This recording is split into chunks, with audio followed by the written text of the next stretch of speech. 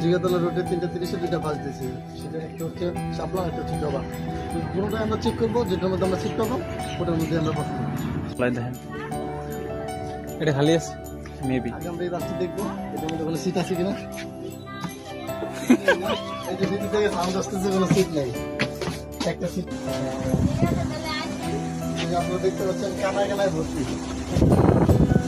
আমরা সর্বশেষ বিন্দু দেখবো, সর্বশেষ বিন্দু সিট দখল করা আছে আমাদের।